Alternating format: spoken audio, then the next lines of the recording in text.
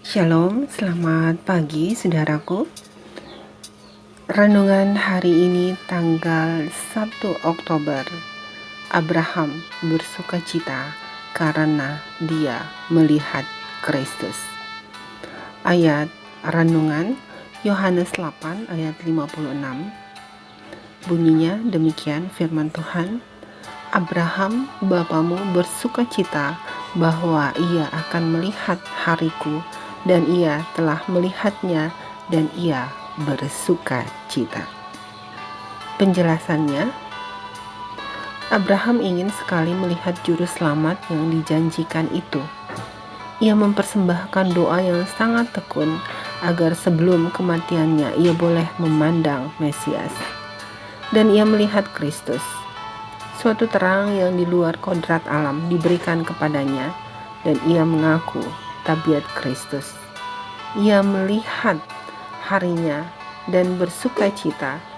Ia diberi suatu pemandangan tentang pengorbanan ilahi untuk dosa. Dari pengorbanan ini ia mendapat suatu gambaran dalam pengalamannya sendiri.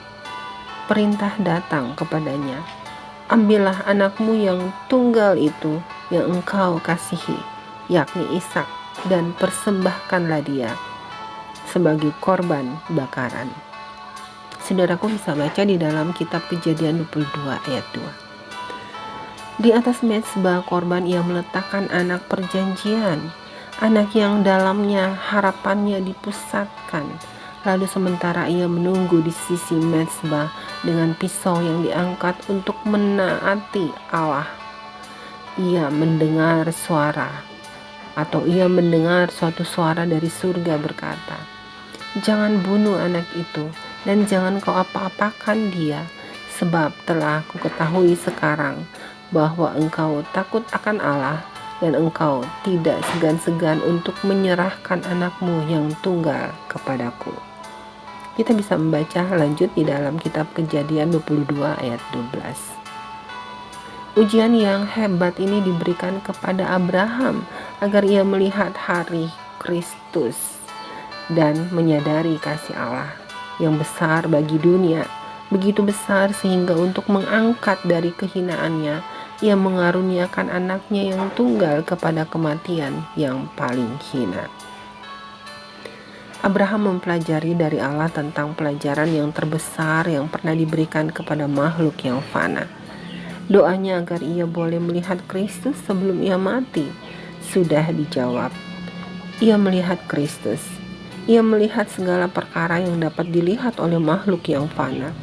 Oleh mengadakan penyerahan sepenuhnya, ia sanggup mengerti khayal tentang Kristus yang telah diberikan kepadanya.